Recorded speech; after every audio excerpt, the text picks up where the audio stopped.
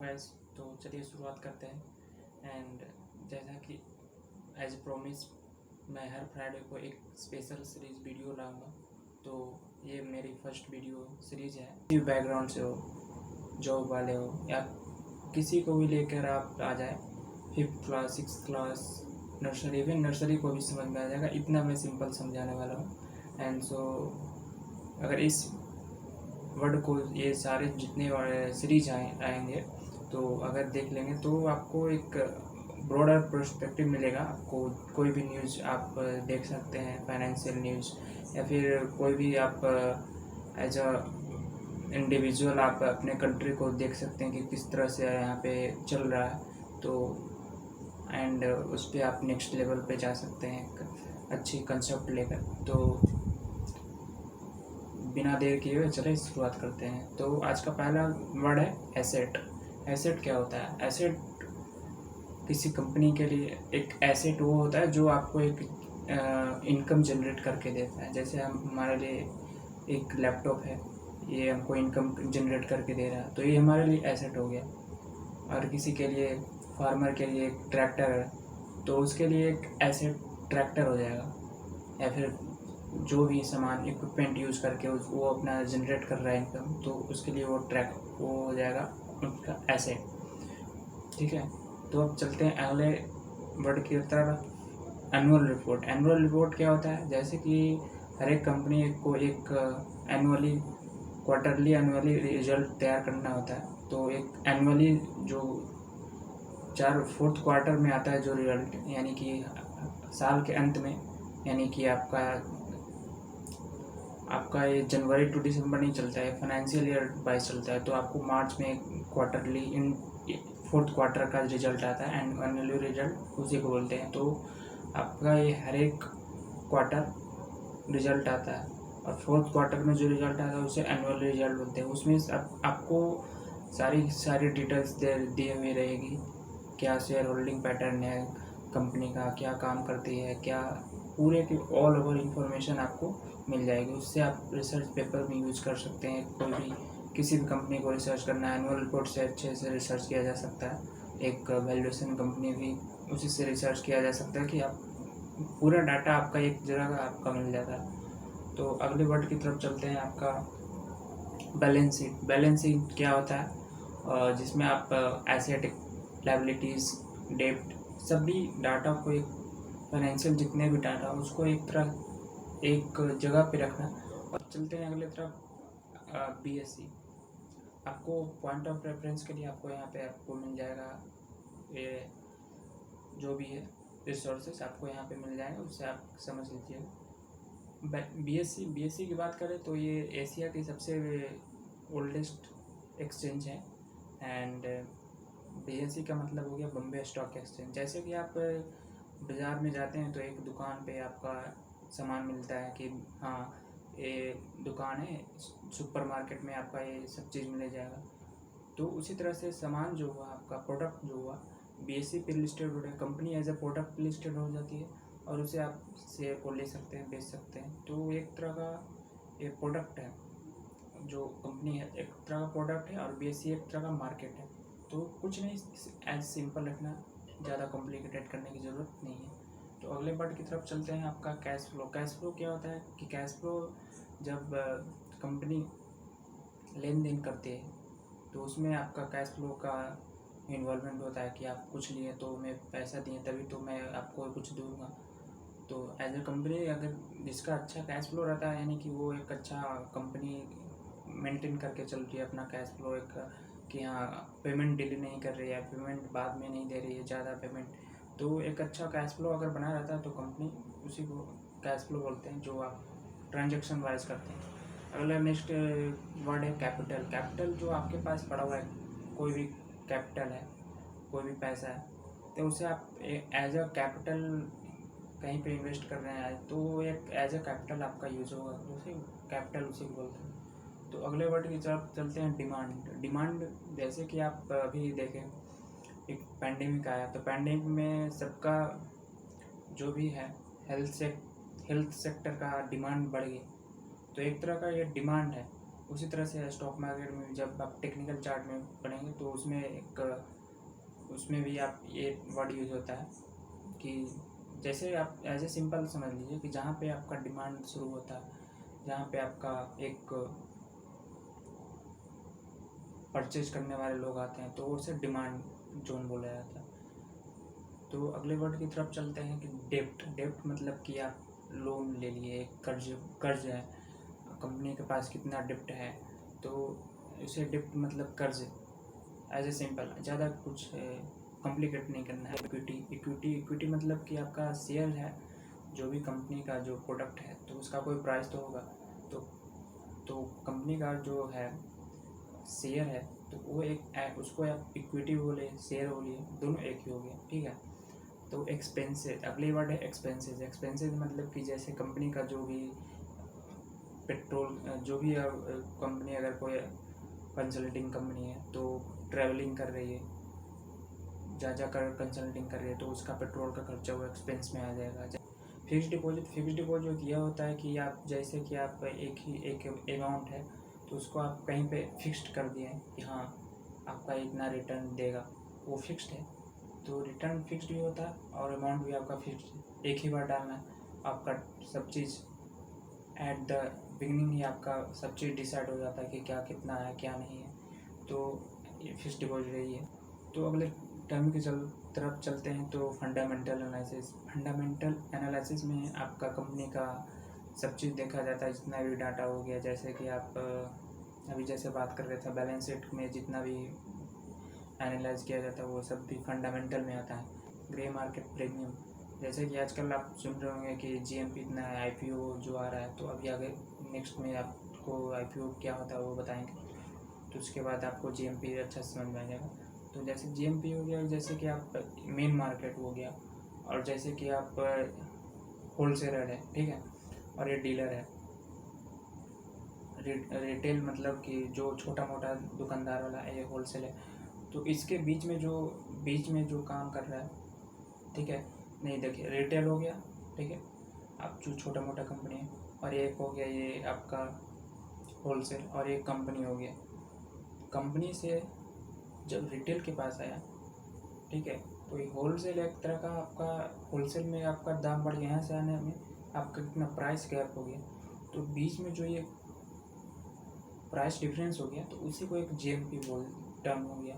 वैसे ही जैसे कि आप अभी आगे जाएंगे तो आपको पता चल जाएगा कि आईपीओ क्या होता है। तो जैसे आईपीओ आता है तो आईपीओ जब लिस्ट होता है मार्केट में तो बीच में ट्रेड होता है, ट्रेड वो लीगल है, तो ट्रेड होता है, उसी समय इतना डिमांड की वजह से उसकी प्राइस बढ़ जाती है या फिर प्राइस घट जाती है, तो जीएमपी डिसाइड करता है कि हाँ गैप डाउन गैप अप। जैसे कि आज क्लोजिंग हुई निफ्टी की 16,300, ठीक है, एज एग्जांपल बोल रहे हैं। तो जैसे अब कल खुलेगा तो 16,300 के ऊपर खुलेगा या फिर नीचे खुलेगा, जैसे 16,340 खुल गया तो 40 का आपका एक गैप अप हो गया, गैप अप ओपनिंग हो गया। अब जैसे कि 16,200 पे खुल गया तो ये आपका 100 का कैपिटल ओपनिंग हो गया। तो जैसे कि अगले वर्ड की तरफ चलते हैं, होल्ड मतलब कि आप होल्ड किए हुए किसी कंपनी का शेयर जब आप होल्ड किए रखे हुए रहते हैं आप, तो उसे होल्ड कहते हैं। होल्डिंग मतलब एक अगली वर्ड है होल्डिंग मतलब कि आपका एक number of shares, numbers of company, कितने नंबर्स ऑफ कंपनी आप रखे हुए हैं। तो जैसे आप म्यूचुअल फंड में जब इन्वेस्ट करेंगे तो उसमें लिखा है कि होल्डिंग इतनी कंपनी की होल्डिंग है। होल्डिंग मतलब कि एज कितने वो होल्डिंग है, उसके पास कितने शेयर हो रखा हुआ, कितने परसेंटेज रखा हुआ है, और कितनी कंपनी के रखे हुए, तो होल्डिंग उसी को बोलते हैं। तो अगले वर्ड है आईपीओ। जैसे अभी बात कर रहे थे आईपीओ, तो आईपीओ क्या होता है, जैसे कि आप कोई भी प्राइवेट लिमिटेड कंपनी है, ठीक है, तो अब वो जो पब्लिक से पैसा लेने के लिए जाती है, और प्राइवेट लिमिटेड कंपनी है तो भाई साहब वो तो सिर्फ एम्प्लॉय तक ही मिनिमम एम्प्लॉय इन्वेस्ट कर सकता है, रिसोर्स मिलेगा उसको। अगर तो उसको अगर पब्लिक से पैसा चाहिए, ज़्यादा पैसा चाहिए ग्रो करने के लिए, तो वो जाएगा कहाँ, स्टॉक मार्केट में, जहाँ पे मार्केट रहेगा जहाँ पे वो सेल बाय कर सकता है, एक ऑथेंटिक सेल बाय होगा, ना कि फ्रॉड हो जाए ऐसे इस तरह से, इसलिए बना स्टॉक मार्केट। और जैसे कि अब आईपीओ जब लिस्ट होगा तो जैसे जब बीच में आता है प्राइवेट लिमिटेड कंपनी जब आईपीओ लाती है, ठीक है, तो आईपीओ लाती है किस लिए कि आपको पब्लिक से पैसा लेने। तो जब ये पब्लिक से पैसा लेने के लिए आपका कुछ डॉक्यूमेंट सबमिट करता है बीएससी के पास, बीएससी नहीं सेबी के पास, ठीक है, तो सेबी के पास जब डॉक्यूमेंट वो से वेरीफाई करता है या फिर तो एक पब्लिक लिमिटेड कंपनी हो जाता है, वो प्राइवेट नहीं रहा। जब आईपीओ आ गया उसका तो ये private limited company public limited company बन गई। तो जैसा कि आप देखेंगे कि आपको उसमें कोई भी जितना भी शेयर मार्केट लिस्टेड होगा उसमें पीबीटी कभी नहीं लिखा रहेगा प्राइवेट लिमिटेड, वो लिमिटेड रहेगा। लिमिटेड मतलब कि पब्लिक लिमिटेड कंपनी है। तो इंट्राडे मतलब कि आप एक ही दिन में आपका बाई सेल करना, जैसे सुबह लिए शाम को बेच दिए, इंट्राडे हो गया, या फिर सुबह लिए 5 मिनट में बेचते हैं, वो भी इंट्राडे ही माना जाएगा।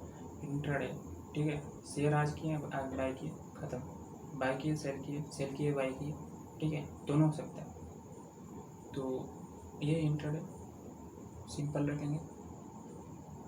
यहाँ तक पहुँच गए, अगर अच्छा लग रहा है वीडियो तो लाइक करें, सब्सक्राइब करें और बेल आइकन को प्रेस जरूर करें। इसी से मोटिवेशन में हम लोग को मिलती है एंड ऐसे ही नॉलेजेबल वीडियो मैं शेयर करते रहूँगा। तो press the like button and hit the subscribe button also to get the notification. तो अगले वर्ड की तरफ चलते हैं, कोई बोरिंग नहीं लगेगा। जॉबर जैसा कि आप देखे होंगे कि अभी फ़िलहाल स्कैम 1992 उसमें जॉबर का काम किया था, पहले एज ए जॉबर गए थे हर्षित में, तो जॉबर उसी बोलते हैं। वर्ड है KYS, know your selfs. Stock market में सबसे बढ़िया है कॉन्सेप्ट ये है, पहले आप अपने खुद को जानिए कि आप क्या करना चाह रहे हैं, किस लिए आ रहे हैं मार्केट में। अगर पैसा खाली सिर्फ पैसा कमाना है तो हो सकता है, बट आपको उसके पहले आप कितना जान रहे हैं, या फिर ऐसे ही आप खाली सट्टाबाजी करने के लिए आप चले गए तो वो नहीं होगा। आपको पहले स्टडी करना पड़ेगा, ये भी एक स्टडी है।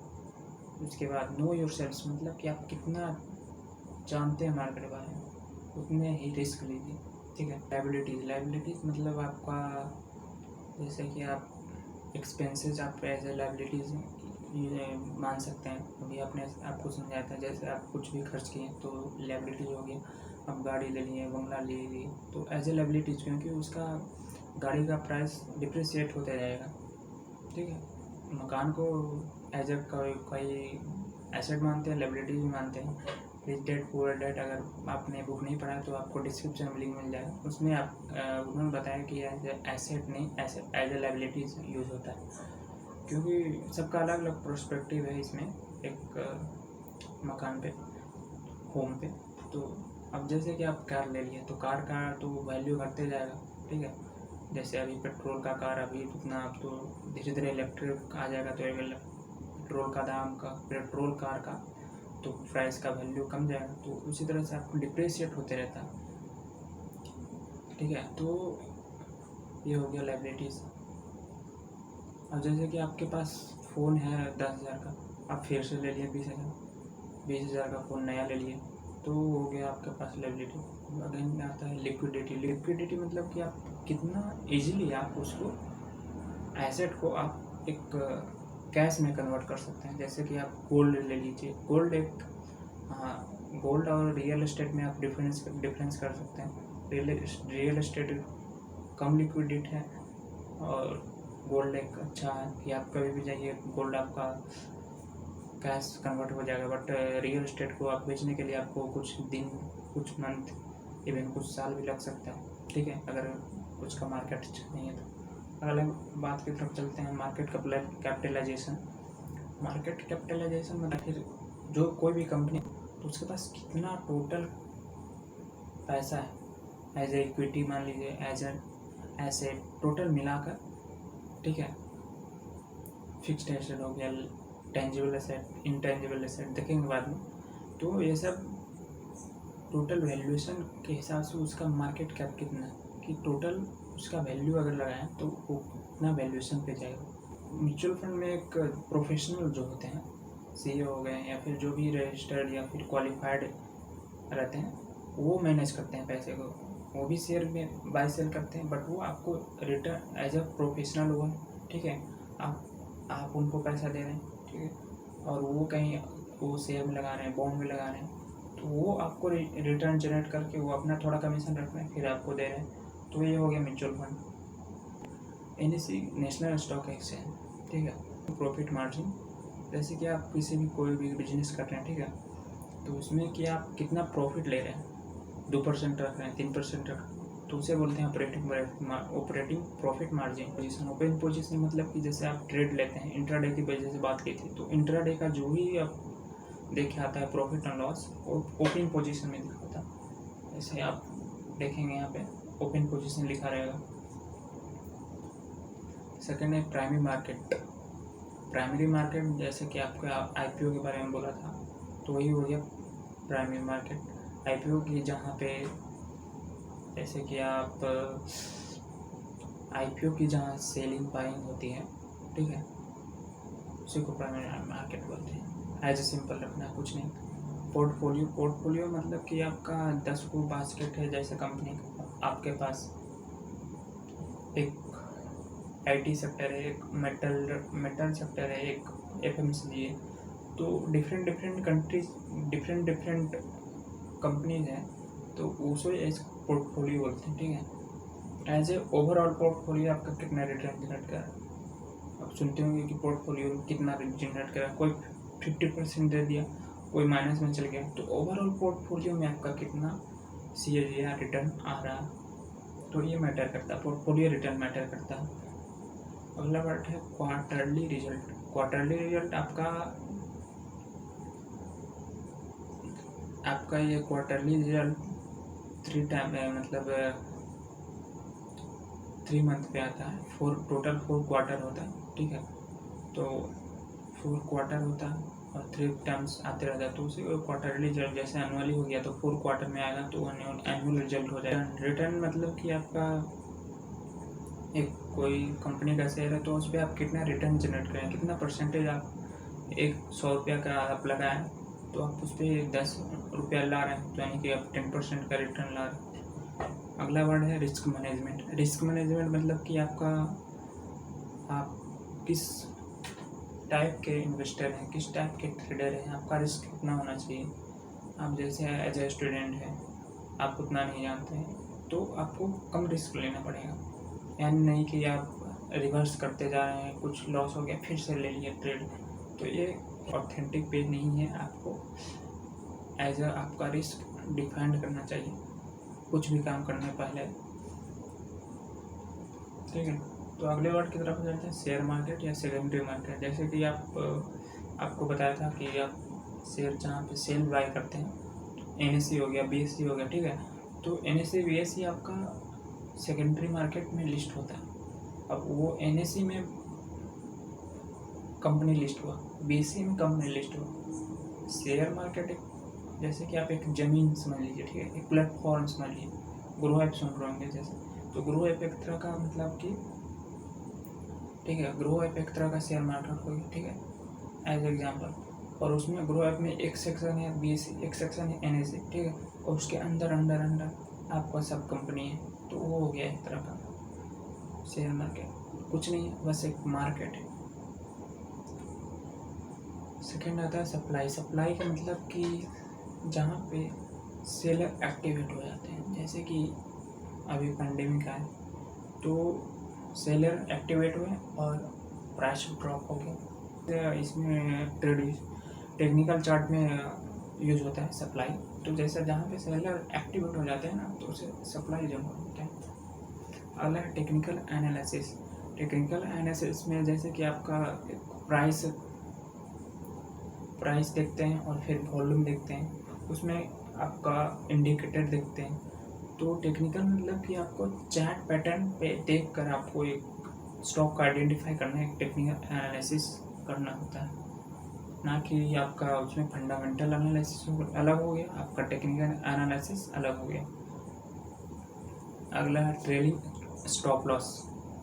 ट्रेलिंग स्टॉप लॉस मतलब कि आप जैसे आप 10 रुपये के प्रॉफिट पे चल रहे हैं, ठीक है, तो आप प्राइस और बढ़ गया तो आप उतना पे कैसे जा सकते? प्राइस बढ़ गया तो बट आपका अगर ये यहाँ पे चला गया प्राइस फिर से डायरेक्ट नीचे आ गया, ठीक है, तो आपका तो जहाँ पे खरीदे थे तो वो तो आपको लॉस हो गया।